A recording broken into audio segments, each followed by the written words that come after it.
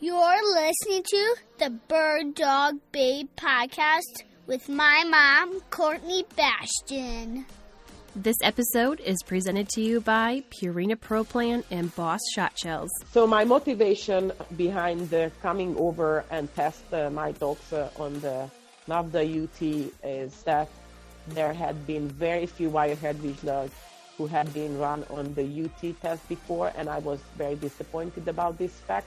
So I thought to myself that I'm trying to show an example to breeders that I'm coming over from Hungary and testing my dogs, and I'm trying to motivate some other Wirehaired Vizsla owners to get out and test their dogs and prove the ability of this breed. If I had been able to go to the Invitational, then there had been 6 Wirehaired Vizslas there, all from my kennel, but I was extremely happy that we had so many Wirehaired Vizslas there because previously there was basically none. I was in Vegas for work this past weekend and had the opportunity to hook up with Lauren Stam, a friend and guest of the podcast from episode 49 titled Outdoor Mama. She had just come from a duck hunt and we had a great time. I love this community of women who are so crazy sick for chasing birds and getting their kiddos outside and involved. Lauren, you are a rock star. Next time we get together, I hope it's chasing chukar. I brought a few sample bags home from Pro Plan's new Sport 30-20 formula of salmon and cod for my crew, and they're absolutely loving it. There's also a 30-20 beef and bison formula and a turkey, duck, and quail formula. Pro Plan also now offers sensitive skin and stomach in turkey, which is pretty exciting. Just like the salmon and lamb sensitive skin and stomach, it's a 26% protein and 16% fat, which is a good maintenance formula. There's no corn, wheat, or soy, so it's a great option for those dogs with food sensitivities and uneasy stomachs. If you're a Patreon patron, be sure to check out the video I posted of Lee Chose with Boss Shotshells and Hannah Leonard of Sporting Lead Free. We went through shotgun patterning, chokes, shot size, you name it. Super fun and informative content available only at patreon.com/thebirddogbabe. Lee even shares information on how to be one of the first to score ammo when it comes available. A friend texted me this week, and she had road tripped to Montana and was knocking birds out of the air with steel, but said that several didn't die. They'd run off or they'd fly away. So she wanted to know how she could get some Boss. She was at our women's grouse camp where everyone was shooting Boss, and she was able to see how effective at killing they were. There's no need to be crippling birds out there with steel shot anymore. Go to bossshotshells.com and get yourself some copper-plated bismuth. And while you can shoot Boss through any shotgun, yep, even your grandmother's hand-me-down, I prefer my Siren 20-gauge Tempiolite, a.k.a. the Grouse Slayer. Yeah, she has a name, and she's earned it. To have a shotgun that actually fits the majority of women right out of the box is freaking amazing. If you haven't had a chance to at least try one out at a demo center or shooting event, be sure to do so. Go to sirenusa.com to find an event or demo center near you. Dakota 283. So I was walking out of Costco yesterday and I see this guy standing behind my truck, peering around both sides. And to be honest, this is kind of common. So I said, pretty sweet rig, right? I have 2 Dakota 283 G3 kennels on top of a deck system, enclosed with a Leitner ACS forged cargo system, topped with an iCamper. It's pretty much the ultimate DIY on the Hunter setup. He asked if Dakota had more color options besides purple. So for those of you that not only want safe, unparalleled protection for your dog's travel, but also have a color preference, yes, they do come in blue, 2 different shades of granite, olive, orange, pink, and sandstone. And when you order, be sure to use the promo code BirdDogBabe for 10% off. I had some audio issues with the recording of this episode, and I am honestly on day 2 of editing to clean it up the best I could. But apparently, the internet connection from Montana to Hungary isn't awesome. and I discovered my headset was broken, so I had to record with my AirPods. But I promise that this episode is fantastic and worth the bit of audio compromise. My guest today is Zsofia Miczek. Zsofia is the breeder of the world-known Zoldmali Wirehaired Vizslas. She's also an FCI judge and arguably the most accomplished female dog trainer in Hungary. We discuss her journey in the breed for the past 22 years, training, hunting, and testing her dogs in several countries, breed characteristics, and the growing popularity of the Wirehaired Vizsla. All right, let's get after it. Let's keep rolling with this, Zsofi. If you could introduce yourself, tell us a little bit about who you are and what you do. Okay. Good morning, everyone. So I am Zsofia Miczek. I live in Hungary, and I am a Wirehaired Hungarian Vizsla breeder, also a hunting dog trainer and the FCI performance judge, so meaning that I'm judging hunting dog events. But I have to say that part I do less because I mostly handle my dogs on several types of work events, and I'm more interested in handling them than judging other people's dogs. So I've gotten into this breed when I was pretty young, 16, and in my life everything happens for a reason. And it seems that my mission is to get this breed better and more known, and my whole life is around the Wirehaired Vizsla. How to continue? Yeah, no, and I guess, Zsofi, can you tell us how you said you got your first one when you were 16? How did that come about? Did your parents get that for you? What would that look like? So I am coming from a family of no dogs. Nobody was a dog person. Nobody was a hunter. Nobody was interested in having dogs. Actually, my mother was afraid of dogs, and it was a very long fight with my family that they finally allowed me to have a dog. And this is especially interesting because I am quite a crazy dog lady. Let's put it that way. So that's interesting, knowing where I'm coming from, that we have no hunting background and no background that would support this kind of interest. So actually, as I've said, everything happens for a reason. I had a friend who was a falconer, and the choice of this breed was really accidental. Actually, the first dog I ever had was a beagle that was sadly hit by a car when it was 2 years old. But if it wasn't hit by a car, then I couldn't have chosen the breed that I really wanted to have. Well, after my beagle, I decided I'm never, ever going to have a beagle again, and not a male dog ever, because it was a male. That changed later, because now my favorite dog is a male dog. And funny enough, those who know me well know that for several years I was really disliking male dogs, but my beagle helped me in that a lot, because that dog was like a true male, a true stubborn beagle, not thinking of anything, just what to pee and whom to shag. So that was his life. And I really loved that dog, and I was very sad when this accident happened, but that was meant to happen, so I could really get on the track that I was supposed to get on.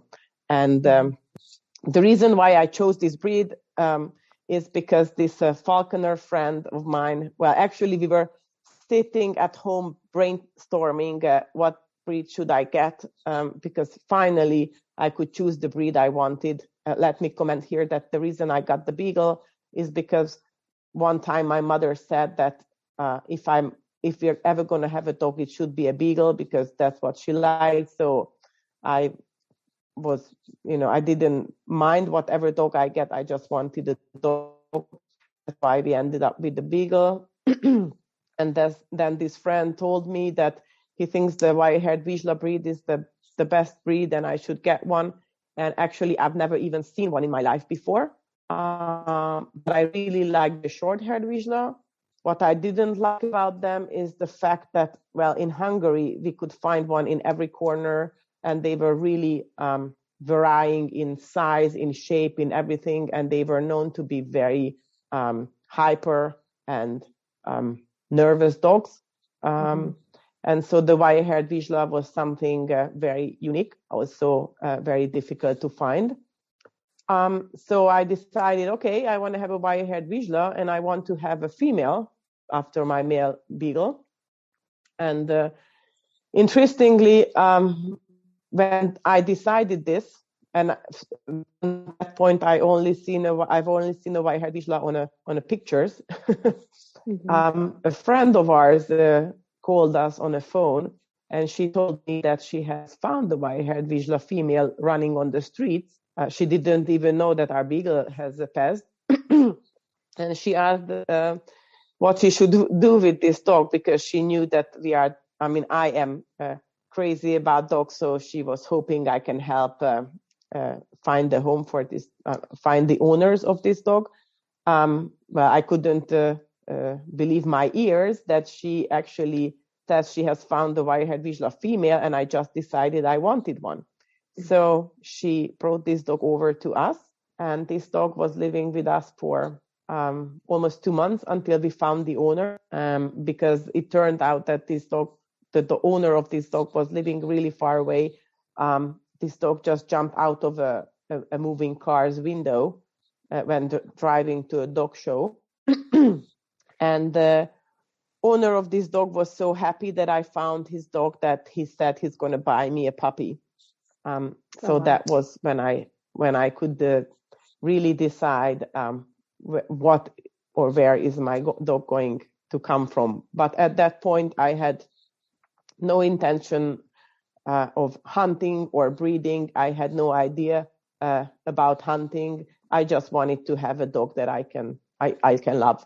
And so I basically looked up all the advertisements, and there were so few because this breed was so unknown and actually really difficult to sell because nobody knew it and nobody wanted it. Actually, there was big problem with the coat quality, and also the gene pool was so narrow that it was really a gamble what you are going to end up with, and you couldn't really choose, among good dogs.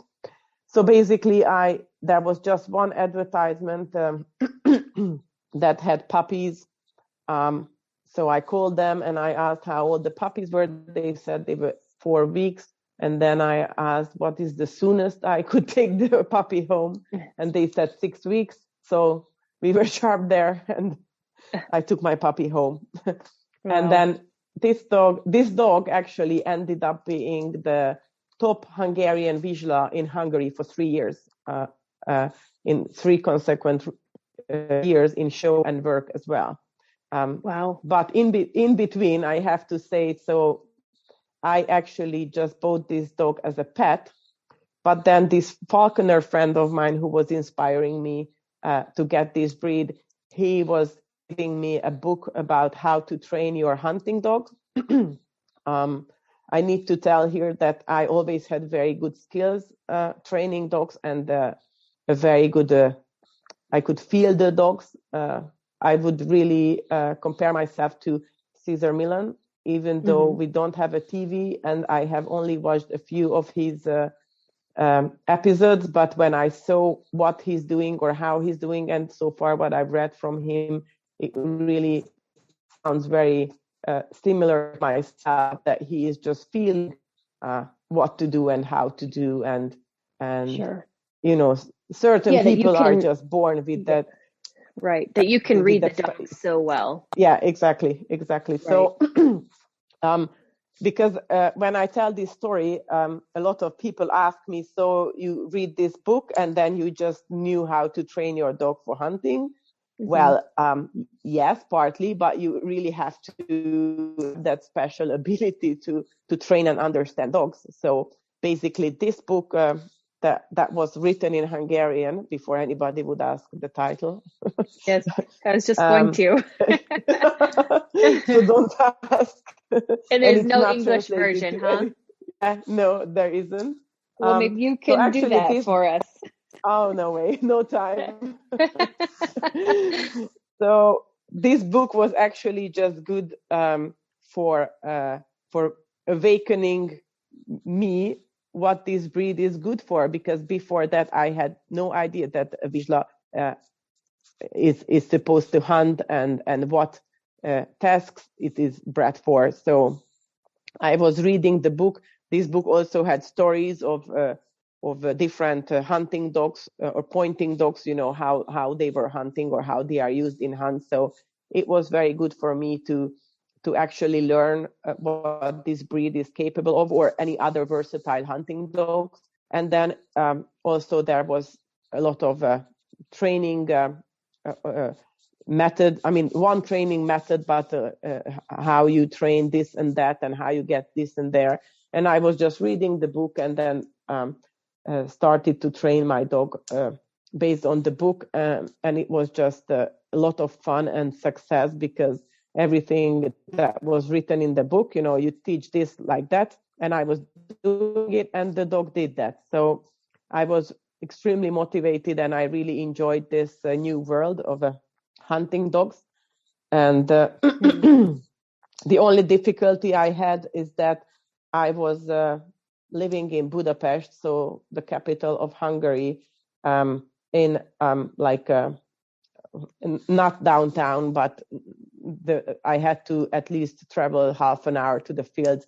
I didn't have any access to that game or live game apart from the wild ones we find. So training my dog for me took way longer there than for those who had all the equipment and access to game. But I didn't give up, and every day after school I went straight to the field to train my dog. And then I took her to her first test, an NA, and she got maximum score. I was, of course, very proud of her. And then I saw that there is the next level, which I would compare to the NAVHDA UT, but officially it's called the ÖTV, which is the same as the German HZP. You might be familiar as you have Drahthaars. So actually it's the same. We have the same or very similar testing system. The only difference is that in Hungary, the ÖTV, which is, as I've said, very similar to the HZP, we don't have any age limit, so the dog can do it at any age, but it is a bit more stricter judged. So I believe because in Germany, the HZP is a breeding requirement for the Drahthaars. They are not judging it that strict, so that not so many dogs fail. And here in Hungary, because it is not a breeding requirement, just an additional thing, and that makes a dog even more extra or more special. That's why they are taking it way more strict. Better said, I would say that in Hungary we have the Hungarian Vizsla Club and the German Pointing Dog Club. And in the German so also for the German pointing dogs, the Drahthaars and the Wirehaired, or you would say the GSP, the breeding requirement is still this ÖTV, or in German, the HZP. And when you test there, actually only the German breeds can test in their clubs, but it's a lower level, or not so strictly judged, because what I've just mentioned, the reason. But if you test it with the Hungarian Vizsla Club, then it is more strict, because it is not necessarily needed for breeding. It is just some additional test and makes the dog more special. Right, so and to prove its ability. So do you use that in your personal breeding program? Do you take them through that test before you breed them, or when exactly, or Yes. how do you use that for yourself? So we don't just have tests, but we also have competitions. So that makes our life even more excited and more busy, because testing our dogs' life or testing life doesn't stop by this test.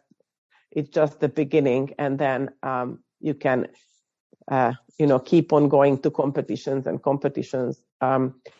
So yes, for me, the minimum I would do with the dog is either this ÖTV or actually we have a spring version, because this can only be done in autumn because of the live duck. We can only shoot the live duck in autumn. So there is also a spring version where they are not using live duck but dead duck, and you and you have to get the dog search and find this dead duck on the water. But in other parts of the test, it is more difficult. For example, there is a double blind retrieve on the field instead of a single bird retrieve.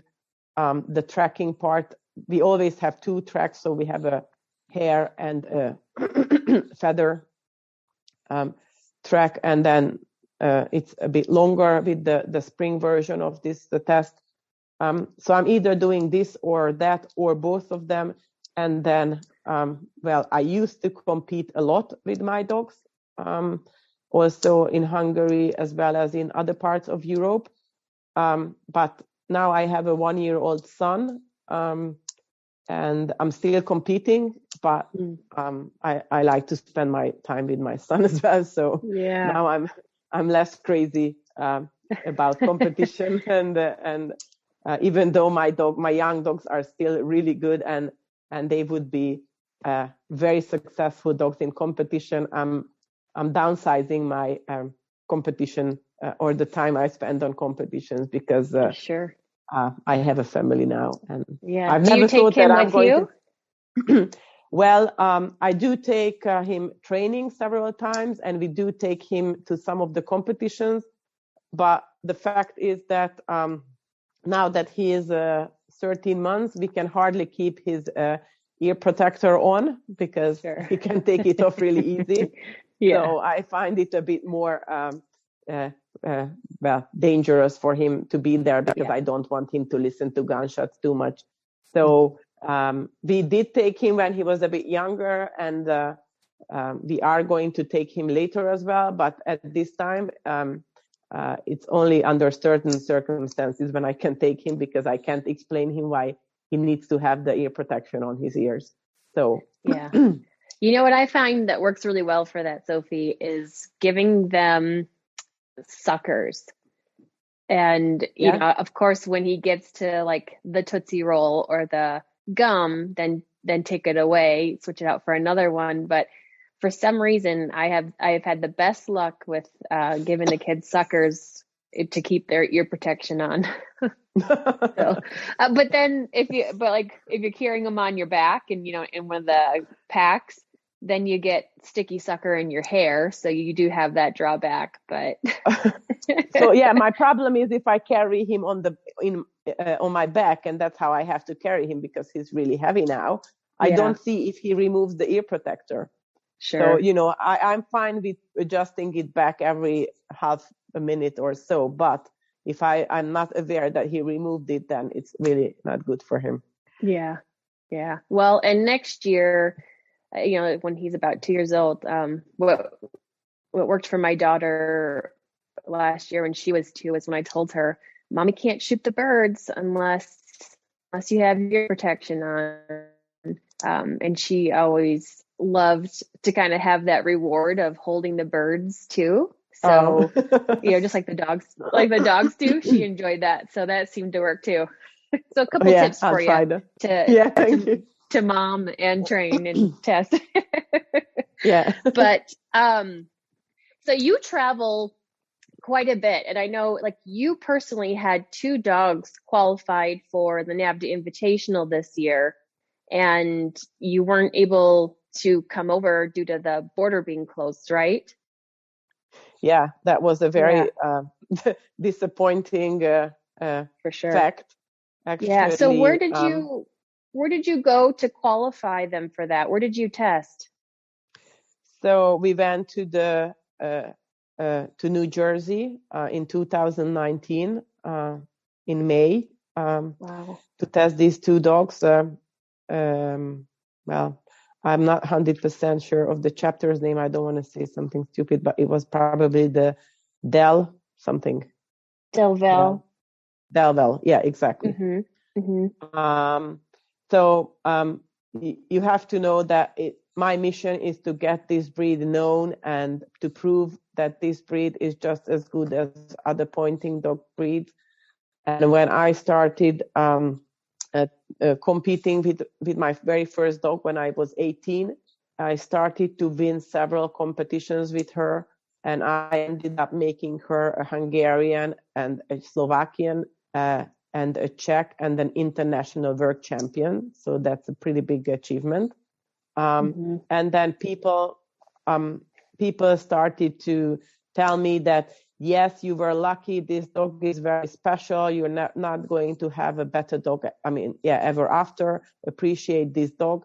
And I just felt, you are not right. The breed itself is very good, and I want to prove the world this. And also, I was a bit disappointed that I felt that the breeders in this breed did not do a very good job promoting the breed, and it was only myself who was participating on these work events, and that's why they thought that, okay, I am just lucky and I just have a good dog, but all the others are shit. So that's actually the reason why I got into breeding, because I thought that I want to show the other breeders that they should do it better, and there is a better way. And so my first own bred dog, who was called Zoldmali Alma, Alma means apple, by the way. She was at her time the very top Wirehaired Vizsla in the world in what she has achieved. So her mom was the first Wirehaired Vizsla I had, and then Alma was just even out winning, or how to say, even better than her mom, winning everything. And then her offsprings just kept on winning and winning. And after several years, people just saw that, yes, this breed is good. And by now we can see a very big interest overall in the world in this breed, because it has shown in several countries and in the world that it's a good one. Let me just say that we have competitions in Hungary where there are several. The ratio is basically very similar always, that we have way more of other breeds than the Wirehaired Vizsla. It's mostly my dogs competing. Unfortunately, there are still very few breeders who are interested in testing and competing with their dogs, even in Hungary, even though it's a Hungarian breed. So it is still a bit sad for myself. But my dogs are very often winning or are in the very first three place. I mean, between 1 and 3. For example, there is a European Cup, a field trial European Cup only for Hungarian Vizslas every year in a different country organized. And every country can make a team of 5 dogs. So those 5 dogs are selected based on achievement and then selection trials. And the countries can run a team of 5 short hairs and 5 wire hairs, or a mix of 5 short and wire hairs. And I am running my own dog, so I always have a team of 5 Zoldmalis. That's our team. And we have been always winning or being second in the field trial European Cup. So that actually shows a lot that I am basically picking out 5 dogs from my garden and take it to the European Cup, and we win, while other countries are trying to select their very best Hungarian Vizslas, and we beat them. What I'm very proud of is that we are competing, so me and my partner, Laszlo, we are competing in both field trials and versatile hunting competitions. So the versatile, I know in America, the invitational is considered the versatile. In Europe, the field, water, and forest tests or competitions are considered the versatile competitions. So where the dog has to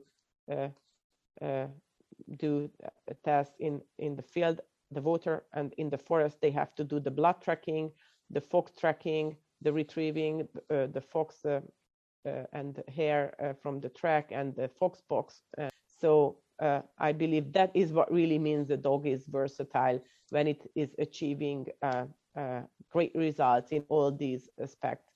At least in Europe, they say that a dog can be either good in field trial or in a versatile testing system, because the fact that you are teaching your dog working out blood tracks that are, let's say, 8, 16, or 24 hours old, you are really making the dog to put the nose down, and a bit different style of nose usage or search. And in our European field trials, it's not just about the pointing and the behavior around the birds, but a very major part of the competition or the grading is about the style of running. So the dog has to run with a high nose. They say the higher nose, the better, and they look how the dog is using the wind, how wide it is running, and how systematic it is. Again, I've been on American field trials, the ones where they ran on horseback, and it was a very exciting experience, but it was very, very different from the European field trials. Would you want your dogs running kind of that big and in those manners, the same kind of bird manners? You mean as expected in the American field trial? Yes. Or just Yep. So for me, the American field trial was interesting, very different from what we are doing. For me, it was a bit too artificial about the bird. So those quills, at least where I had been, actually in all my American testing experience, it was interesting to see that these birds that are being planted, they are really not moving anywhere, or very little move. Yep. So actually, that's why I believe that in America, they expect the dog to, the way they expect the dog to point and stand there, versus in Europe, they expect the dog to point and then stalk up to the bird and then flush the bird on command. So our system is very different. So we expect the dog to creep up, not totally to the bird. The dog always has to keep that distance when the bird is not flushed, only flushed on command, or when the handler is by the side of the dog. But we are not even allowed to overtake the dog and flush the bird ourselves. So, and then in America, it is just the opposite. So when I was testing with NAVHDA, it was actually a very serious ruling of my dogs do something totally opposite than what they had been taught before. And the reason why we expect this is because when our birds are planted on the field, they are moving way more. So the dog, they won't be sitting. And if a bird is walking or running, the dog actually has to keep in contact with the bird and keep that distance, not to flush the bird, only on command, but not to let the bird go away or go out of contact. Versus in America, what I've seen is that where they put the bird stays there. So the dog doesn't really have to work with the moving bird, or in an unfortunate situation where the bird is moving, that's where the dog is most likely going to make a mistake and fail. So our system is a bit different, and help me where I get here, how I got here, because I forgot. Yeah, well, and that's what I'm wondering, because you brought, how many dogs did you bring over to that utility test when you qualified? Yeah, I brought over 2 of my dogs. Actually, that's the maximum you can take on a plane. Okay, sure. So you brought them over.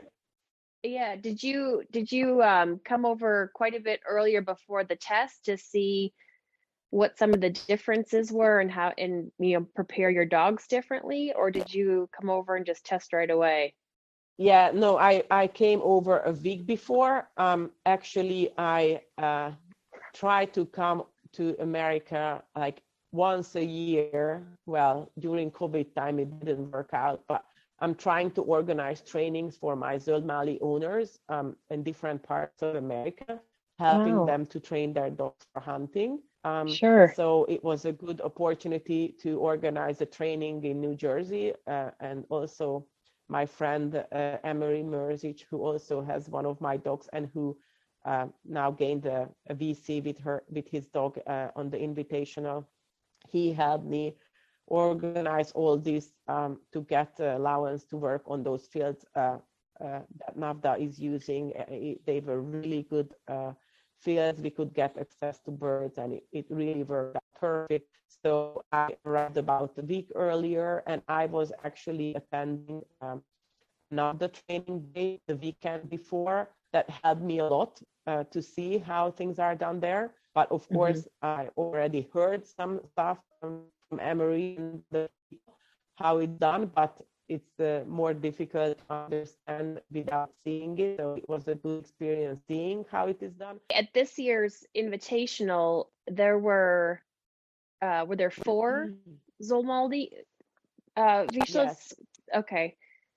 So my motivation behind the coming over and test my dogs on the NAVHDA UT was that there had been very few Wirehaired Vizslas who had been run on the UT test before, and I was very disappointed about this fact. So I thought to myself that I'm trying to show an example to breeders that I'm coming over from Hungary and testing my dogs, and I'm trying to motivate some other Wirehaired Vizsla owners to get out and test their dogs and prove the ability of this breed. And back then, when I did this UT, I think only Emery had his female have the UT done in first prize. But after that, I had 3 other Wirehaired Vizslas. Well, all of them were Zoldmalis that passed the UT in first prize. So if I had been able to go to the Invitational, then there had been 6 Wirehaired Vizslas there, all from my kennel. But I was extremely happy that we had so many Wirehaired Vizslas there, because previously there was basically none, or maybe 2 years ago there was maybe 1, but that one, well, there were 2, and I think both of them failed. One of them was Emery's dog, so he tried it again this year, and now he succeeded. Excellent. Yeah. So how many NAVHDA Versatile Champion Zoldmali Wirehaired Vizslas are there? So far there are 3. Okay. You could say only 3 or already 3. I'm extremely proud of all of them who passed it, and I was actually preparing my own dogs for the Invitational as well, and till the very last moment I was hoping I can get out. So while I was training my dogs, I could see that it is very serious work put into these dogs, and it's not an easy test to do. Right. So everybody who is there and doing and participating, it's a big accomplishment already. And then you also need a bit of a luck that your dog is really performing well on that day. And one of them basically failed on the most easy exercise. We've never even thought that she wouldn't do that well, because she had never had an issue with that, and that was the steadiness by blind. So she did everything perfect, and then at the steadiness by blind, another short hair Vizsla was doing the retrieve, and then she wasn't even moving when the other dog was going out, but she stood up when the other dog was coming in. So it was a very weird situation, totally unexpected. You have to know that with the Wirehaired Vizsla, they are very cooperating, easy to train breed, and putting that kind of obedience in them is not difficult. So this exercise for the Vizsla is not a difficult exercise. It might be more difficult for a German breed who is more jealous and more excited when another dog is working. But I believe the Wirehaired Vizsla breed has in general a very good switch on and switch off button, so they can get really calm and accepting when it's not their turn. So it was actually a very unlucky moment that the dog just failed in this. Yeah, it's it's crushing, isn't it? All that goes into it, and then some. Yeah, I felt so random sorry for the owner. Sure. Yeah, no kidding. So are you able to, is the NAVHDA organization allowing you to come test next year then without having to requalify? Yeah, so NAVHDA had been really supportive and helpful, and we tried actually every way how to get out. I actually even contacted the American embassy here, and even NAVHDA wrote them a letter, but unfortunately, still it couldn't work. What was very odd is that the borders were closed for the EU, but it wasn't closed for countries that were way more south in Balkan, let's say Turkey and Croatia and Serbia and Romania. So people from there could travel, but not from the EU, which is very odd because the COVID cases there were not better than here. So I just sense that it's more a political decision than anything logic behind it. And I even tried to look into options to go to Serbia and then fly over from there, but there were actually no direct flight to the USA, which would have taken my dogs. So if the flight was going through Europe, I mean, with the connection, then again, it wouldn't have worked out. So it was, I was just basically looking into every possibility, and it was not possible. And yes, NAVHDA was very generous, and they offered me that I can run next year. Fantastic. In New Mexico. But well, the problem is at this point, I'm not very hopeful in this, because as far as I've seen, there is no way I can travel with my two dogs out there anywhere close. So traveling from Europe to America with two grown-up dogs is not very easy, because only certain flights are taking dogs, and there is no airport around there where I could get there with my dogs, and I don't think I have that extra motivation to fly in a very different location and then drive another, let's say, 12 hours to the location. That would be just too much. So right, yeah, you'd almost have to like fly into Chicago and then drive down, and that so that's just a bit too much. I mean, even the trip there, and not even just financially and time-wise, but dragging the dogs for several days to get to the testing location, and then having two tired and exhausted dogs that will not perform just because of this lengthy journey. Plus the fact that they are actually much older by now, or by next year they will be much older than I would prefer to test them. And it's not because they can't. My male would be 7 by then, almost in his veteran years. I'm sure he could do that, but I'm just less motivated to do that again. And let's talk a little bit about the breed in general, because as you said, it's a rare breed. I know AKC recognized it here. Was it 2 or 3 years ago? Do you know? No, I think it was at least like 5 years ago. Oh, has it been that long already? Okay. I think Okay. so, because I remember I was going to the first Westminster when the breed was recognized, and it was at least 5 years ago. Okay. I was there too. That's how I found out they were recognized. I was riding the shuttle bus over for work, and the Wirehaired Vizsla was sitting on the shuttle bus with me. So I So got to that talk. was very likely one of my dogs. Well, it was a very beautiful one, and I think it ended up winning breed that day. So was that yours? Yeah, actually, the first 2 years it was my dogs winning. It was Izzy the first year, and then the next year it was Falco coming from Canada. Awesome. So even though for me work is the most important part of achievement for this breed, Mm-hmm. I do aim to breed dual purpose dogs. So showing them or showing that a beautiful dog can work as well, and the other way around. A good working dog can be also very beautiful. It's very important for me. So I'm only Sure. breeding from dogs who have proven themselves in the showing as well.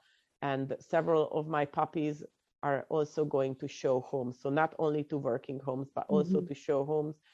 And also as pets, family companions, and therapy dogs. I even have dogs who are epilepsy, seizure alert. It's a very versatile breed, not just in the hunting area, but also in the everydays. And that's why it's also gaining such a big popularity, which is not necessarily going to be good for the breed in the long run. But coming from back over more than 20 years ago, this breed had such a narrow gene pool that it was really difficult to build up a good breeding stock. And by now we have more and more dogs to reach out to. So that is at least something positive. Yeah. Well, kudos to you for that, for keeping the breed with form and function. I know that you use the terms beautiful, but it's more than that. When you put them in the show ring, it's proper structure. And when they have that, they're able to last longer in the field because they're built correctly. You know, dogs with a very upright shoulder or straight angled rear, they're going to break down and be more prone to injuries. In addition to that, with your breed specifically, the Wirehaired Vizslas, having a correct coat is very important. I think here in the US, at least in my breed, it's not as appreciated as it should be for the dogs in the show ring. You know, more are rewarded for having 3 inches of hairsprayed coat.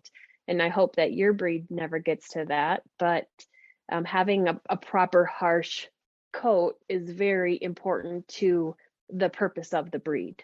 I know several people who started to breed and then got out of it because it was more difficult and disappointing than what they expected. I would say that luckily in Hungary and in Europe, the dog shows are less about the spraying, as you would say, and the grooming. Yes. We do probably in Hungary. Many of us are, including me, I'm very lazy in grooming, so I'm not grooming my dogs too much, and still they can win. And several of the other competitors are not over grooming dogs, good quality, and the judges know what to look for. I mean, even a well-groomed dog that has otherwise a poor coat quality, softer coat, it's not going to win, especially not with a Hungarian judge, because they know what the coat texture should look like. And also, I find it lucky here that we are less driven by handlers. So it's mostly owners who are handling the dogs on shows. I think I could say this in general in Europe about this breed. Unfortunately, the handlers are getting more and more involved in the showing in every other breed, and certain breeders also hire handlers for this breed as well, but luckily still very few of the breeders or owners do that, because I believe at that point when a handler steps in the ring, it's not necessarily going to be a fair competition anymore. But I'm sure you know that how it works in America. So, I do. Yeah, it's a piece of the game, isn't it? It's become that rather than, I think, more of the appreciation of the dogs. But I mean, I know a lot of people that just aren't comfortable handling their dog in the show ring and just can't do their dog justice either. So it's nice that they have that option. But so let's talk about your breed more in specifics for people that may be interested or that have never heard of the breed. And let's start out with the size of males versus females. So I would start with that in Hungary, the short-hair Vizsla is much bigger than in America. Officially, the Wirehaired Vizsla should have the same size as the short-hair Vizsla in centimeter or inches. Just sometimes they tend to be more stocky or robust or more stronger boned. We have centimeter, but I've tried to convert it into inches. So the males are between 22.8 to 25.2 inches. The females are 29.2 to 23.6 inches, and there is a 0.8 inch allowance plus minus.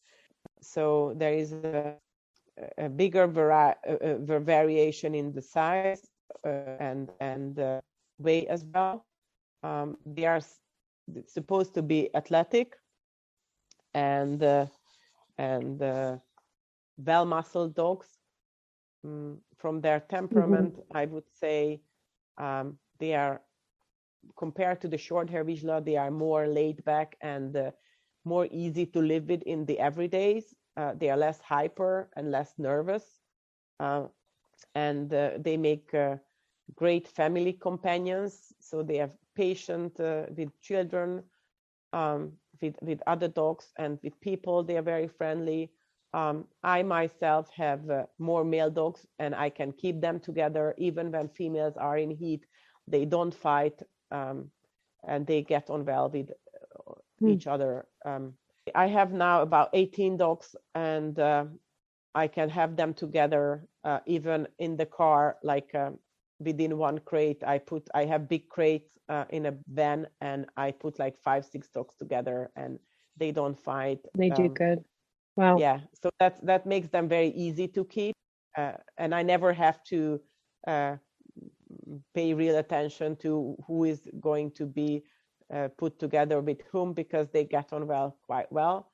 I'm not saying there are all of them are always very friendly and calm, because there can be sometimes some growling, and especially young ones who are growing up, they are trying to climb further up on the hierarchy ladder, but I never let them fight or growl at each other, so they have to deal with this without me noticing it. That's the rule here. How are they on furred game? Like when I take my Wirehairs out hunting, if they come across a raccoon or a coyote or something, I mean, they're more than happy to just go, take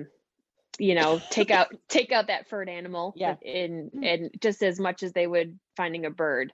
Whereas like my Broncos are like, no big deal, just gonna leave that go. So like, what would the Wirehaired Vizslas like in that kind of situation? So I would say they are not at all that sharp as the German breeds. There are a few of them who would be sharp, but most of them would avoid killing a cat or a fox. We don't have raccoons, and we don't have a coyote. We have jackals, but I would be surprised if any of them would kill a jackal. So they are not aggressive in this sense, but many of them would pull down a wounded deer if it's in a pursuit. So let me tell you a story with Extreme, who also was supposed to go to the Invitational. He's one of my favorite dog, and a very first in the breed, and the very first, I believe, in overall pointing dogs, being an international field trial champion and an international versatile champion. Something, to my knowledge, no other dog owns these two titles together, because it's very rare that a dog can be so successful in field trial and in these versatile competitions as well. So anyways, I never let him chase deers. So he's very steady with deers, especially because of the competitions. And then the first time we took him out on a deer tracking, but it was a wounded deer where the leg was shot. And I put the Bringsley on him. The Bringsley is actually a leather apport, a leather thing that is I put on the collar. Okay. And so I start the dog on a long leash when I start the blood tracking, and then when we get to an area where it's more difficult to follow the dog with the leash in my hand, or where I sense that we might get close to the game and the game might be wounded, so the dog would have to act quick and start to chase the deer. Then I take the leash off and I put this Bringsley on the collar, and once the dog finds the deer dead, it puts the Bringsley in the mouth and comes back to me. This is what shows me that he has found the deer or whatever he was looking for. And then he leads me back to the dead deer. So in the very first time when he was searching for a shot wounded deer and it wasn't dead, I put the Bringsley on his collar and I let him go. And then the deer jumped up in front of him and he immediately grabbed the neck of the deer and then just pulled the deer down and killed the deer. And it was just amazing for me to see how great a problem solving the dog has, because it has never been let to chase a deer, and he just knew by from gut feeling that this deer is wounded and he just has to act something. And even he was never allowed to chase.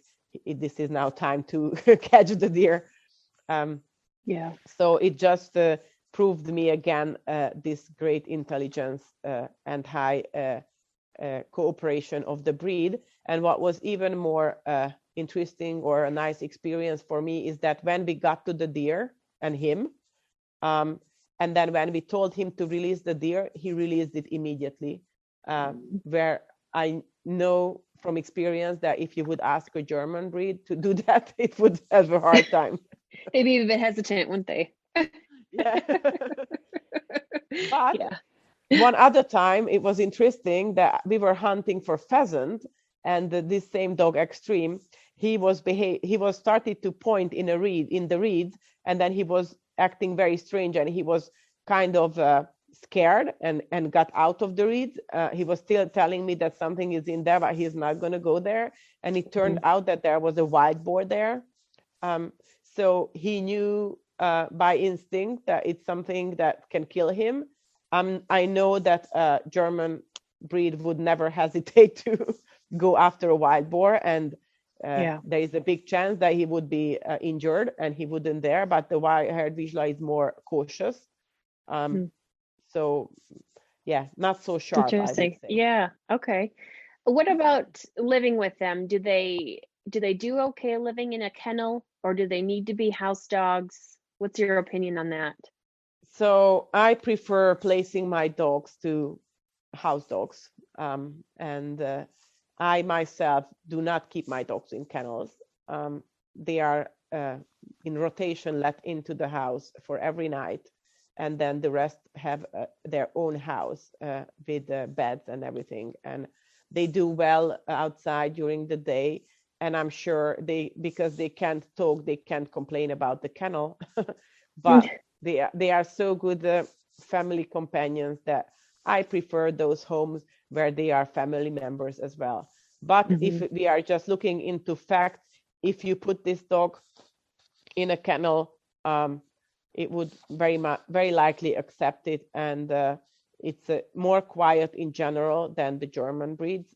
So we do tend to have German pointing dogs, the short hairs and wire hairs as well here for boarding or training. And those ones are way noisy than the Wirehaired Vizsla. Well, I don't let any of my dogs bark, so they are very quiet.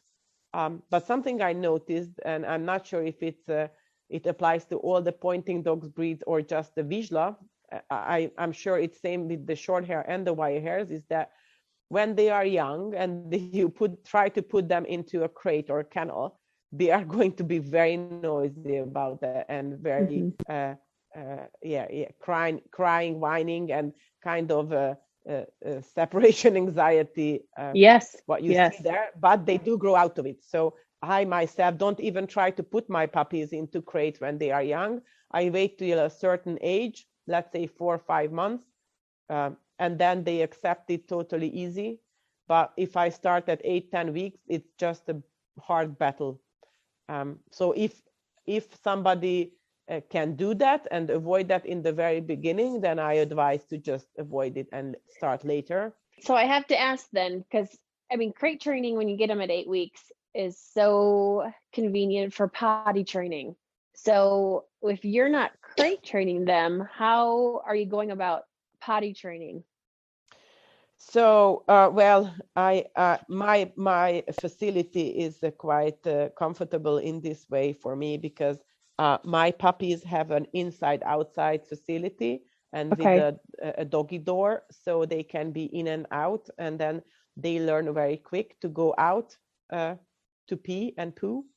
And usually when the owners take them home, they are very pleased, and they say that the dogs learn very quick, if not immediately, to go out. But I believe that also depends on the owner. If the owner is really alert and knows when to take the dog out, so every time the dog wakes up or is after a big play or after eating, if the owner takes the dog out, then it's going to work well. So what I've experienced is that I actually have a crate in my working room, and if you put the puppy there and you are near the puppy, then it works better than if the puppy is left alone. So I myself do not need to keep them inside. I can leave them outside until they grow old enough to take it to be inside. And another thing that works well, if I put 2 puppies together, then they get calmer, or even better, an adult dog and the puppy. That helps much quicker to teach the puppy to accept the crate. But as I've said, I am not in need of putting them into crates, so I do understand that there are certain homes who do need to put them in crate. So it's just that's why I said it's just an advice. If you can do not put it in crate too soon. Only start later, because it's just going to be easier. Sure. Yeah, no, that makes sense. Depending on what the setup is. So we talked a little bit about the importance of coat in your breed. Like with wire hairs, when they're 8 weeks old, 6 to 8 weeks old, you can tell if they're going to have a good coat or not. Is that comparable to what you can determine in your breed? Yeah, so I would say with my 20-something years of experience, I am quite accurate of what to expect as a coat, but still I can't tell if the dog is going to have a big beard or not. So I can tell if the coat texture is going to be more or less good or not, but there can still be surprises. So for example, in my kennel, the dog who has the most beard had almost smooth looking coat as a 8-10 weeks old puppy and had no sign of beard. And some dogs who showed sign of beard as a puppy ended up with less beard than this dog. So you can never tell exactly, but I can more or less tell what kind of coat to expect. And also there is one kind of coat that would need regular grooming, like I would say every 5 or so months, good stripping. Otherwise it gets a bit fluffy. And there is that type of really tight, short coat that doesn't need basically any kind of maintenance or or just a very light one. Mm. And within one breed, it can be a great variety of coat. Even we can end up with totally smooth short hair. So that can also happen in the breed. Okay, yeah, so we get that in Wirehairs as well. It's like we refer to them as slick coats. We do have DNA tests to be able to tell if you're going to produce that or not, if the dog carries the slick gene. Do you use any kind of testing like that in your breeding program? Yeah, so these DNA tests have become very fashionable lately, I believe, and I'm sure the laboratories are very happy about that. So yes, there is a DNA test for furnishing that is supposed to tell if a dog would produce short hair or not. But if you ask me, and with my 20 years of experience, this DNA test is not going to tell you if the coat quality is going to be good or not. So even if you take a dog who is not going to produce short hair, and I have more of this type of dogs, you can still end up with a puppy who probably genetically is not short hair, but wire hair, but you would probably find like 2 or 3 longer hair on the dog in total, and the dog totally looks like short hair. And you might even, you can end up also with this really fluffy and bad quality coat. So I think that in general, people are putting way too much emphasis on this coat genetic testing, and they don't realize that it's not going to tell you if the coat quality is good or not. There is still a great variety in coat, and this breed cannot allow such discrimination. It is way more important for a breed that has such a narrow gene pool to try to outcross and take into consideration way more important factors, just like working ability, temperament, health, and conformation. And I personally think that if I have a litter of 8 where I have, let's say, 1 or 2 puppies with totally smooth coat, and then 6 puppies with perfect coat, I'm very happy with that litter. And I wouldn't trade that litter to one where all the puppies have a wiry coat, but all of them have too much coat, one that needs a continuous grooming. Absolutely. So I myself, I am a lazy groomer, and I know that most of the hunters are like that. And I think there is nothing more annoying when you have to keep cleaning the dog's coat from all these thistles and everything that gets stuck in the coat because it's too long. So let's talk about their natural ability in general. If somebody gets this breed as the first time, what are some of the things that they can expect that are going to come very easy to train with the breed, that are natural? And what are some of the things that they're going to really have to focus on training with them that is a little bit more difficult to come by? Yeah, so me as a breeder find it very important that we breed from dogs who have good natural abilities. And those who are buying this breed, they have to be aware that just by buying this breed, they don't necessarily have one from good lines. So there can be a great variety, especially because unfortunately, many breeders don't put big emphasis on the working side of the breed. And an NA test is just the very, very beginning of proving a dog's natural abilities. I would say even a dog with a maximum score NA doesn't necessarily mean that that dog is something special. For me, that is just the very, very basics, and I would like to see how a dog is behaving when you put pressure on the dog and you expect more from the dog. But I require my dogs, or that's how I would describe this breed or expect from this breed, that they have a very strong retrieving ability, so the desire to retrieve. They have a soft mouth. They love the water, and you shouldn't have a hard time teaching the dog to retrieve. You shouldn't have a hard time or you shouldn't need to do forced fetching to teach this dog to retrieve.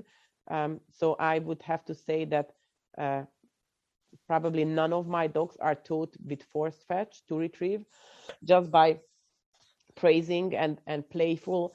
And then, of course, later on in training, I do transit into a certain relationship or behavior where they know that they have to do it, but it's not that type of force fetch that you would start from the very beginning and then go through it. And my dogs are reliably retrieving foxes and everything. Of course, it depends also on a good relationship with the owner, but a good bloodline should have a very good natural ability to retrieve. They also have a good ability to point, but I would like to emphasize here that this breed is a late maturing breed compared to the German pointing dogs. So in every way, except for the retrieving. So this breed is not going to range out far as a young dog. You actually, in your training, you have to make sure you are getting a good basic and a good connection or relationship with your puppy, and that you are boosting their confidence. So once you have a dog with good confidence, then this dog is going to do well. If you are taking away or suppressing the confidence of the dog, then this dog will never be as good as you would expect. And also, you don't want to take away their independence and their problem solving. So when I am starting with young puppies, I'm doing lots of playful exercises, expanding the distance they go out and search, always making sure that they are rewarded with a retrieve or with a find. And I let them chase birds. I even let them chase birds for the very first hunting season. So I don't like to push them to be steady on birds from the beginning, because in my experience, that is going to just create sticky dogs. So if you start to make them woo from the very beginning, then they are not going to range out far enough. They are not going to chase or go for a retrieve far enough. You have to build up this breed smart. It's not difficult, but I don't recommend this breed for people who have very harsh training methods or who lose their temper very quick. This breed can only take a fair handling. So I can be really hard with my dogs or harsh, but I am always fair and they know what to expect. And it's also not good never to correct the dog. So I do believe that good training is correction and praisal, but you have to learn to praise your dog properly. So with a good way of praising, you can get this breed very far. If you are not able to praise, then you will not succeed as well as you would like to. The pointing part, I know that in America, they like to start training the pointing from a very young age. Now, if you have this breed, you might have a dog who is starting pointing early, but don't be surprised if your puppy is still not showing any signs of pointing at 6, 7, 8 months. Most of my dogs actually started pointing at, let's say, 10 months, but some of them even later. And after that, they became really good dogs. So it's something just you have to be aware of, that even if your 6-month-old puppy is not showing any signs of pointing, it's not the end of the world. You can still find some that are going to start pointing sooner. And I wouldn't say those are going to be any better dogs than the ones who are not pointing at such a young age. Actually, my very best dogs started pointing much later.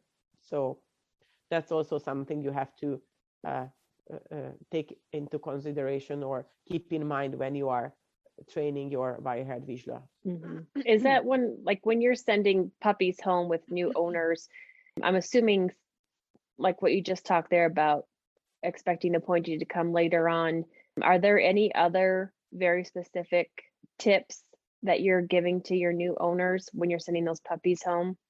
I'm just thinking of, I do have a list of hints what to do with the puppies, but I might need to expand it. So I would never recommend to use an e-collar on this breed for training, even if you use it on a low level. My experience is that they don't take it well. It's just giving them too much pressure, and they don't do well at a young age with such a pressure. I do use e-collar for my trained dogs for reinforcement and safety when we are hunting, but not to train them. It's in my experience, it's just you are going to get a better result if you are training without the e-collar, just with praisal and building up confidence, and not too much obedience in the beginning. With that, I mean, you can be consequent and expect obedience at home. So in the everyday life, it's okay to teach the dog to sit and wait and things like that, but not too much obedience in the field out with the birds. So no woo and no big expectation. With my young dogs, I just let them have fun, find, chase, go after birds, chase the birds in the very first year. Actually, some of them by 9-10 months, they start to just mature so big that they really start to do what I would like them to do. Some need a bit more time. It really also depends when the puppy was born and what kind of exposure you can give for the puppy at what age.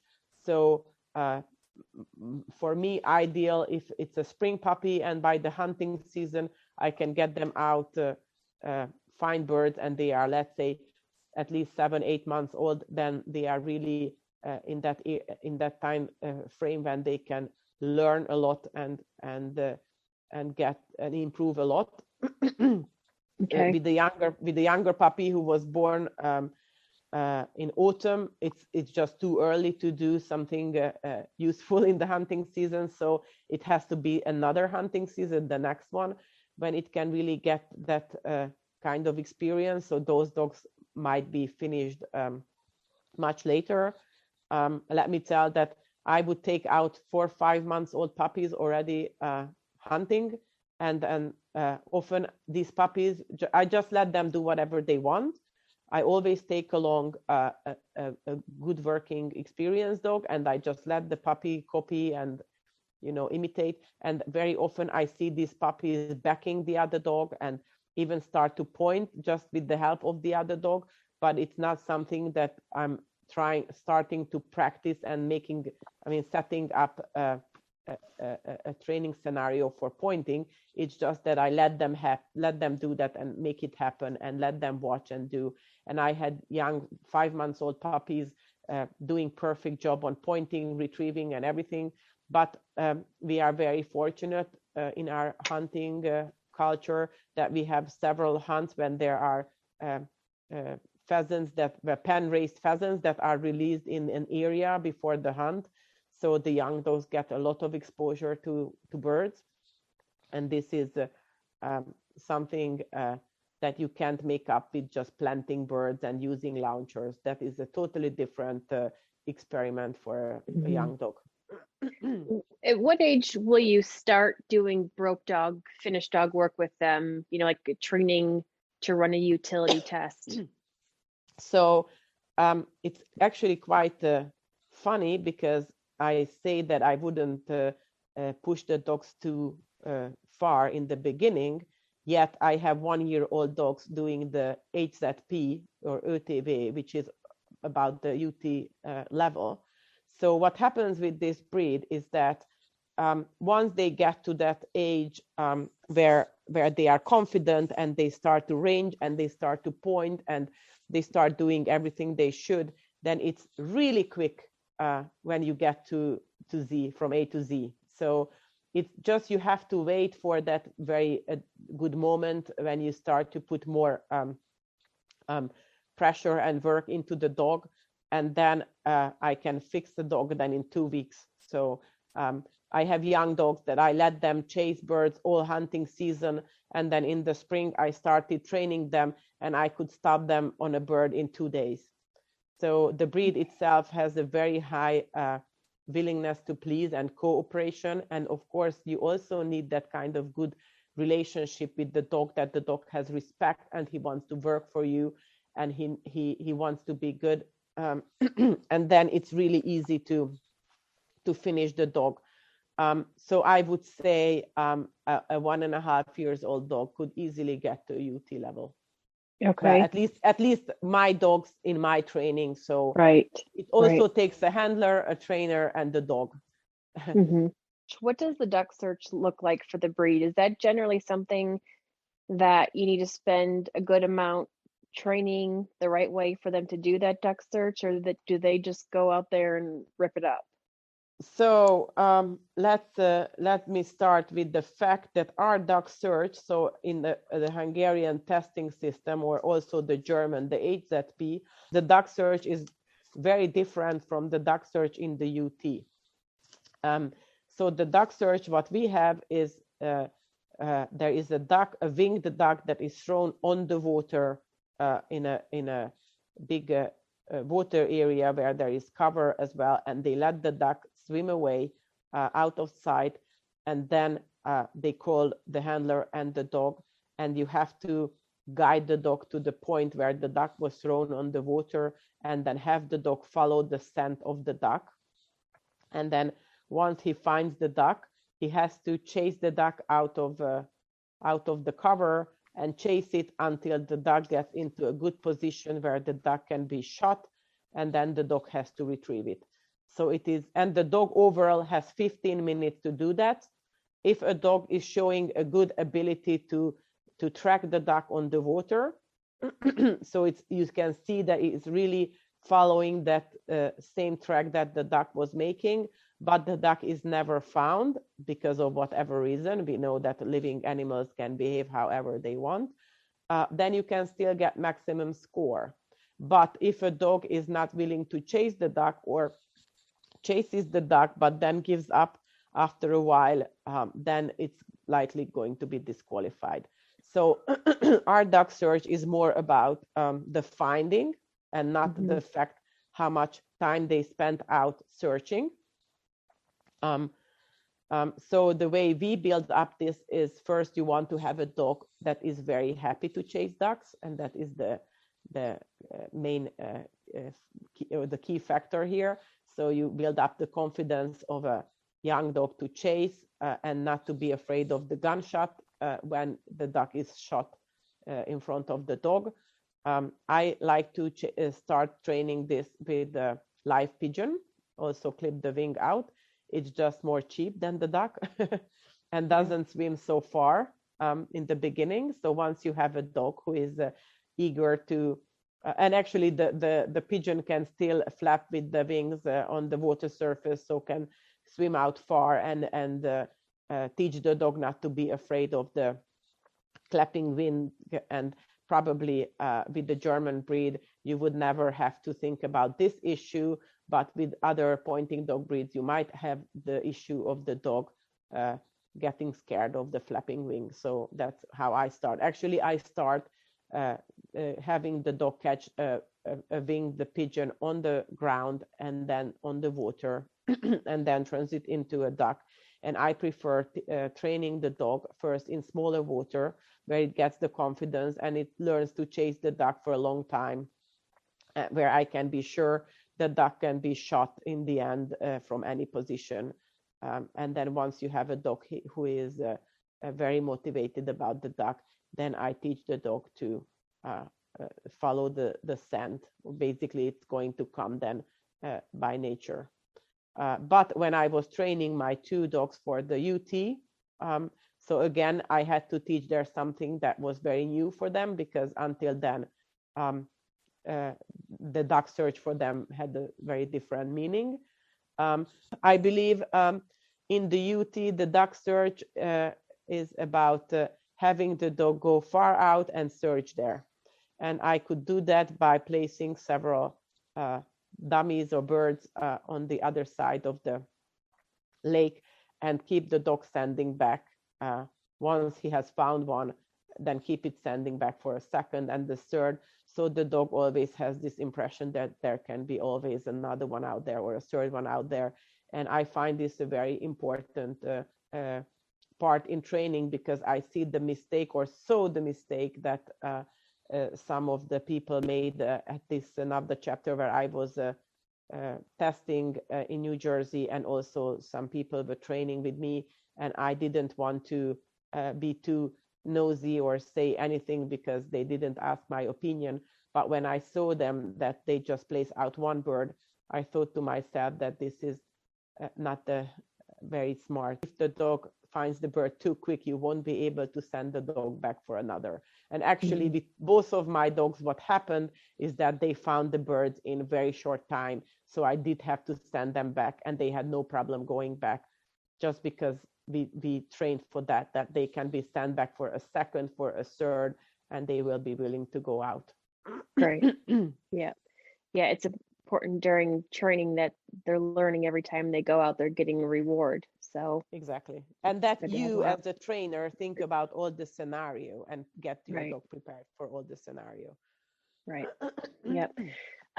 What about health considerations? So, we talked about, if people are interested in the breed, to look for some proven fieldability there. Definitely, you've proven that, built that in your kennel. I think you are probably the most well-known, reputable breeder that I've found so far in the breed. Yeah, and it's true. Yeah. And the form and function, so the characteristics, the importance of coat and temperament. But what about health concerns? What are some of the issues in the breed that are, if people are looking for a breeder, they need to make sure that breeder's testing for? So I would lie if I would say that this breed does not have any health issues, and some of them can be tested, some of them cannot.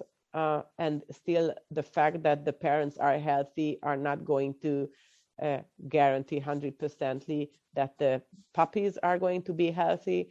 I would say hip dysplasia is one of those concerns, but I think in the past 20 years this has improved a lot. So in general, it's a less and less problem. And also, what is good news is that even dogs who don't have a passing hip score, so with OFA, they wouldn't be good enough for breeding. It is actually very rare that you will end up with a dog who physically have problems. At least that is what my experience is. I have seen and hunted together with several short hairs and also wire-haired Vizslas who officially did not have a good hip score for breeding, but they were hunting in very difficult ground, in plow fields and all kind of ground till the very old age, let's say 11, 12 years without any issue. So in general, they rarely have physical symptoms, but I would expect every breeder to test for the hip dysplasia, and I also test for elbows and eye problems, but this is not really a real problem in the breed. So elbow dysplasia and eye problems are not happening often, and actually it is not even expected by the Hungarian parent club to be tested. There is another health test, it's called the HUU. It's a urinary stone formation a dog can be prone to problems. So if you test the dogs, several might end up affected or carrier, but in reality, the affected ones, well, it means they can have this kind of problem, but they don't necessarily have. They might be prone to this problem, and in reality, very, very few of them end up having any real issues.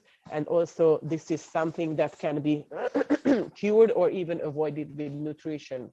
On one hand, it's a good thing that you can test for this, but I actually emphasize or express my opinion in many forums, even though I test my dogs, and I make sure that they have a good result, and I would only breed with that. But if you ask me in person, I say that this breed has still a too narrow gene pool, and in the long run, it is not going to be good for the breed. That nowadays only HUU clear studs are used, or most of the people are focusing so much on the HUU that this seems to be more important than all the other factors regarding the dog. Just narrowing down the number of dogs that are used as studs, and it's not good for the breed. With the rise in popularity over the breed, do you have any concerns in the direction that it's going right now? I'm hoping it will never get there where the short hair Vizsla, which really has its negative, or it really has a negative effect with on the.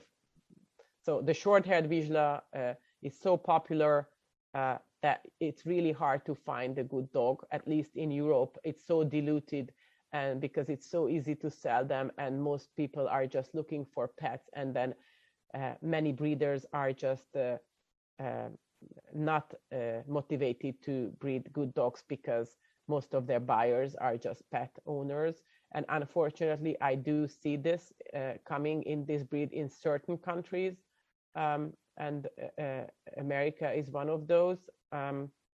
England is actually the worst, I would say, especially in breeding ethics. So yes, I am concerned about the breed, and that's why I try to keep being so active and try to promote the working side of this breed, and try to get more hunters have the breed. And also when I'm selling dogs with breeding rights, I am trying to be very strict about how you can breed with the dog, and I do require the owners to test their dogs at least on an NA level to prove the quality of their dog. But I think that an NA level is just so low, and even several people are struggling to do that.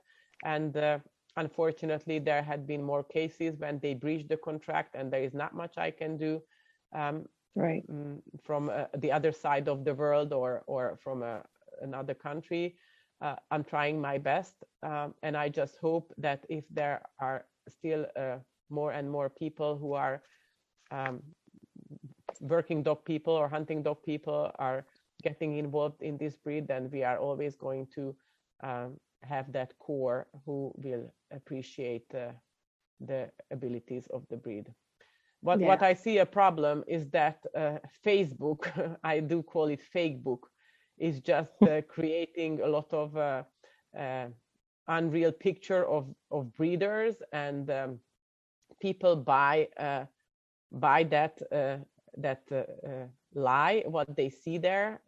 You know, that if somebody is taking a picture of a dog and the bird next to it, or puppies tearing a bird into pieces, then they think that this breeder is one that is really working the dogs, and people just don't spend more time to get a real insight of that breeder. So you know, nowadays dogs are very easily sold all over the world just by cute pictures, and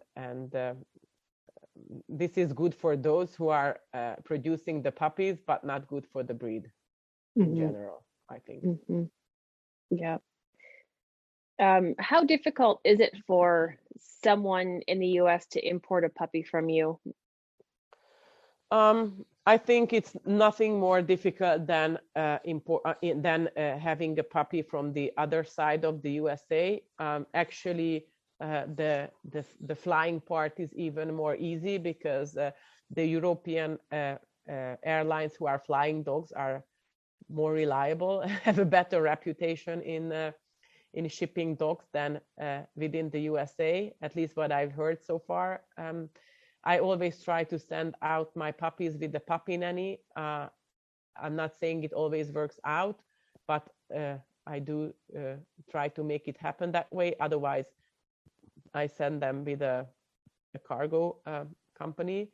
Okay. So you do have to hire a cargo company. You can't just go to the airline and then send the dog that way, because it needs to be custom cleared, and it's going in between two countries versus when you are sending in within the US. It doesn't have to have that many paperwork involved, but the puppy can travel with 10 weeks, so not so late. It doesn't have to be quarantined or anything, so it's not such a difficult thing. And in my experience, the puppies take the flight easy. So apart from probably a little diarrhea or stress related, a bit suppressed immune system or something like that, nothing else happens to the puppy. Mm-hmm. What about you personally as a breeder?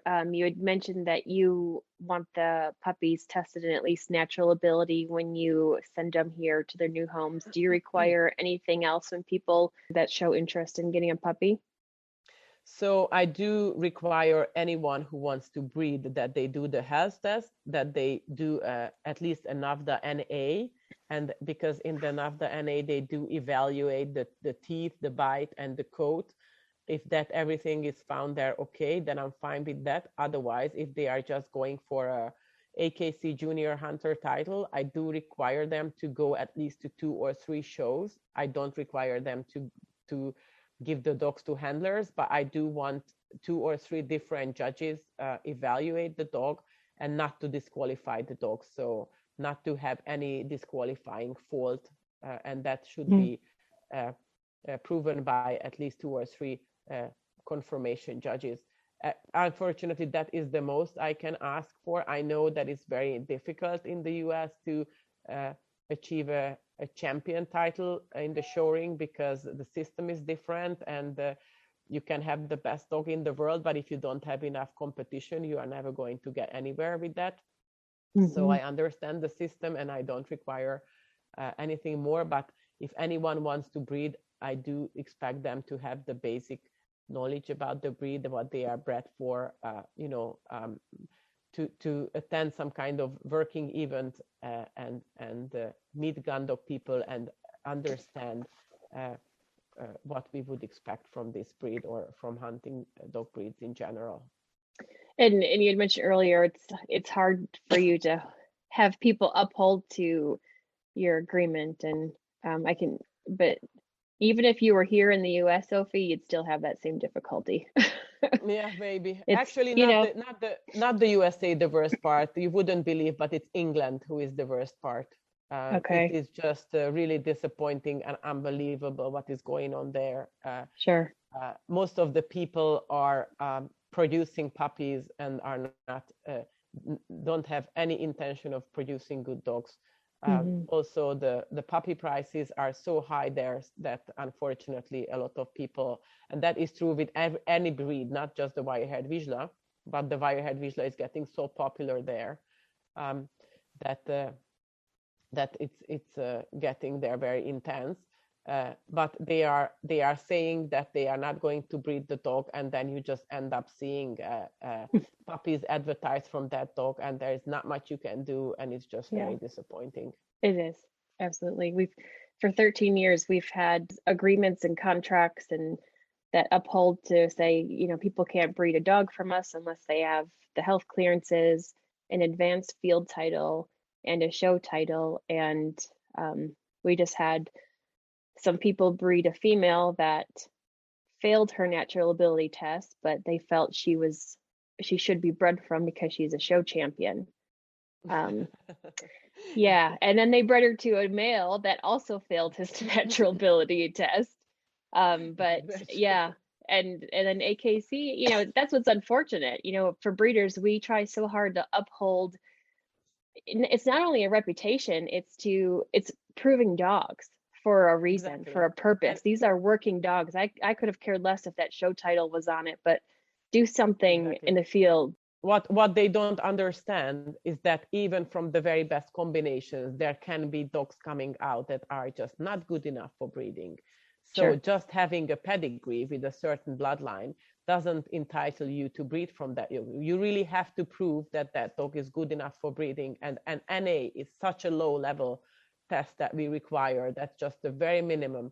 Actually, in Hungary, at least we are fortunate in that you cannot even breed from a dog that doesn't have an NA and a confirmation test and the health clearance. So at least that is reinforced. And our NA is a little bit more complicated than the NAVHDA NA, because we have retrieve as well. So the dog has to retrieve a fur and a feather game from land, and also duck from water. That duck has to be retrieved twice from water. First, you just throw in the duck and the dog retrieves it. So they see if the dog is willing to swim and retrieve from water. And the second time when the dog goes in for the duck, they shoot. So they are testing the nerves there. And believe it or not, it's quite a difficult part, because many dogs who take the gunshot on the field might not take it on the water because it's more unstable for them. I mean, their feet are not on the ground. So there are dogs who fail on the water part because of the shooting. So at least in Hungary, you cannot breed from a dog who hasn't fulfilled this. But unfortunately, all over the most other part of the world, there is no requirement for breeding. There are some countries like Slovakia, Czech Republic, and Germany and Austria who also have a requirement for breeding, and that is good. I don't have to fight with those people. But in other countries where you can just breed from anything that has a pedigree, I really want to make sure that my 20 years or over 20 years of hard working is not put in the wrong direction by just certain people who are just trying to make use of the Zoldmali name and not putting any effort in proving that their dog is good enough for breeding. Yeah, I completely get that, and it's disappointing.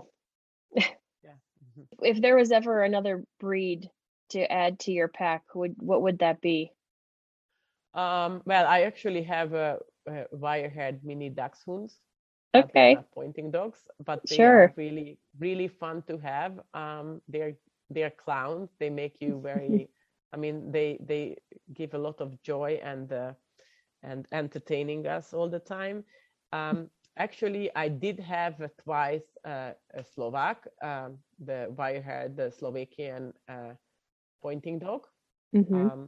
Actually, I won it on a competition in Slovakia, a puppy. Wow. Yeah, well, they actually wanted me to have that dog because the Slovakians were expecting me to bring up that breed to such high level as what I did with the Hungarian Wirehaired Vizslas. So they were giving me this dog in hope I will do a lot with that dog. And that dog was a very good dog in its breed. And I did achieve a few things, but I decided I want to sell her because it was just too much for me. The temperament of the breed was just too much for my pack. So I like the quiet, the calm, and balance the pack. And this dog was always the loudest, the most nervous, and quite aggressive. I mean, that was really a sharp dog. But when I took the dogs out for walking and my dachshund was running, and then the Slovak just grabbed the dachshund and shook it. Well, luckily the dachshund didn't end up with any real problem, but then that was the moment I decided, okay, this is too much, because I knew that, I mean, so it's a cross of the Weimaraner and the Poodle Pointer and the Český Fusek and the Drathar. So there are quite tough breeds in that. And I could see that this dog is really tough. And sometimes she just lost her mind. And also when I was training with other dogs, she was just so jealous and impatient that she was continuously screaming in the car. And, you know, when you have calm dogs and, you know, it can be that way, then you don't want to put up with this kind of dog for in the long run. So I decided to sell her. And then unfortunately, she was poisoned a few days before she was picked up by the new owner. So that was a very sad ending. No. And then I decided that, you know, I'm done with that breed. But then so when the Slovakian breeders heard that this dog of mine died, then several of them contacted me and they said they're going to give me another puppy for free. I'm sure. No, thank you. I was just done with the breed. But then one time, a friend of mine who was a judge in Slovakia, he after we were on a competition in Slovakia, he told me, "Oh, come with me. I'll show you something." And then he took me to this litter of puppies, and they were so cute. And you know, when he told me, "Pick yours," it was like you know, like a childhood dream when I could pick my puppy. And of course, then I ended up getting home with another Slovak, and she was also a good dog, very similar to the other one in every way. So when she was 10 months old, I decided that I don't need this dog because it's just too much energy and problem in the kennel. So actually, I ended up selling her to America and to a breeder who was already breeding this breed. And he's told me that he never had such a good dog before, so I should send another one if I have another one coming up. I told him, no, it's not going to happen again. That was enough. But it was funny that he was so pleased with the dog. Sure. And then, you know, it always depends.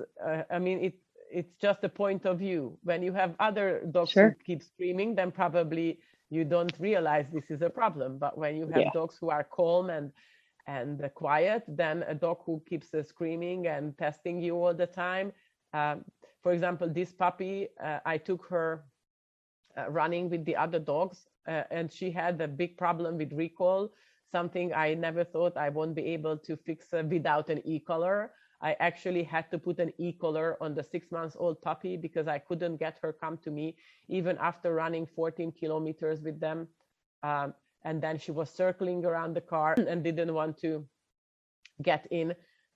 So she was quite a handful. After putting the collar on, she then had a better hearing. So, you know, but 6-month-old puppy, this is not something I was used to with my breed. But again, it's just a point of view. So when you are used to training dogs with e-collar, then it's just another dog who needs an e-collar. Mm-hmm. Well, Zsofi, and I'd like to do another future episode with you at some point and get more into some of your training techniques and what you're doing, because I can relate to a lot of your methods, especially with how I work my Bracos. They sound kind of similar that way. We're just very little to no pressure, reading them properly, knowing that they need the rewards, positive stuff. So yeah, we'll have to do that in a future episode. I'm happy to do that. Yeah, it'd be fun. Kudos to you for all of your achievements. I mean, you've definitely made a name for yourself and your kennel worldwide, and extremely well deserved. And you're producing awesome dogs. So I had the opportunity to see a couple of them, and really impressive, really good looking dogs. And I hope to get the opportunity to train or maybe even own one day and spend more time with them for sure. Thank you for the opportunity to be here and speak here. It's been a pleasure. It has. So can you tell us how we can find out more about you and your dogs, connect with you on social media? Yeah, so I have a Zoldmali Wirehaired Vizslas page, and also my profile under my name, Zsofia Miczek. And I also have a website, which is www.zoldmali.com. So there you find more information about us and our dogs. And I'm not very good in updating my website, but sometimes it happens. So don't try to look up our recent results in competition and things like that, because it's always so much achievement that I'm pretty lazy updating it. But at least you can get to know my dogs there. That's fantastic. And do you keep it updated with when you have a litter of puppies? No, I'm very bad in that. Do you have a waiting list, or what does that typically look like? So usually, because I have a waiting list for puppies, when the puppies are born, I'm not so motivated anymore to put it up on the website. And before that, I just seem to be too busy. But now I always have it on my to-do list. So I'm now planning on doing an announcement for my upcoming litter, but I'm not very good in this.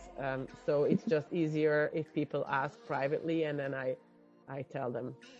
But sometimes I have a rare moment and then I do it. It's just that it's not always that accurate. In that rare moment, it might happen. Yeah. Perfect. Well, thank you so very much. Thank you very much for asking. Have a nice day. Thanks for listening to another episode of the Bird Dog Babe podcast. It was so much fun to dive deep into the Wirehaired Vizsla breed with Zsofia. Such a cool breed, right? It's no surprise they continue to grow in popularity. It's not easy to maintain form and function in a breeding program, especially at the level that Zsofi is consistently doing with dogs that are able to attain advanced field titles. We should all be striving for the same in our breeding programs. Be sure to check out the sponsors and partners of this podcast for all your bird, dog, and hunting needs. Purina Pro Plan, Bosch Shotshells, Siren Shotguns, and Dakota 283. If you're loving this podcast and want to support it, get additional discounts and content, go to patreon.com/thebirdDogBabe to sign up. And please support the conservation organizations of the birds that you're chasing after this season and the public lands in which you hunt.